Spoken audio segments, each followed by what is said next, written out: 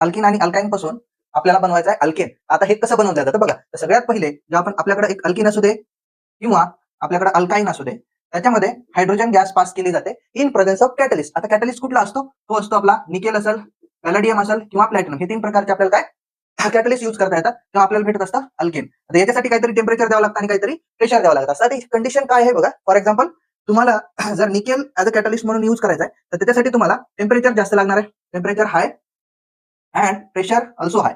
Pressure पण कसं आहे? हाय लागणार आहे. जर तुम्ही पॅलेडियम किंवा प्लॅटिनम ते दोनपैकी कुठला जर कॅटलिस्ट यूज करत असाल तर त्याच्यासाठी काय टेम्परेचर लो लागेल आणि जे तुमचं प्रेशर आहे ते पण कसं असेल? लोच, म्हणजे कमी लागतील. प्रेशर आणि टेम्परेचर कशा लागतील? कमी लागतील. पण कधी जर पॅलेडियम किंवा प्लॅटिनम कॅटलिस्ट असेल तर एक्झाम्पल बघा, तुमच्याकडे for example CH2 double bond CH2 आहे. त्याच्यामध्ये H2 गॅस पास केला in presence of nickel catalyst. Nickel catalyst जर यूज केला तर जनरली जे टेम्परेचर असतं ते 150 टू 300 म्हणजेच 150 ते 300 डिग्री सेल्सिअस पर्यंत आपण टेम्परेचर यूज करत असतो. आता होणार काय? हे जे डबल बॉन्ड आहे तो रिड्यूस होणार आहे. म्हणजे हायड्रोजन काय होतील? इथं होतील, पाय बॉन्ड ब्रेक होईल, 2 सिग्मा बॉन्ड तयार होतील.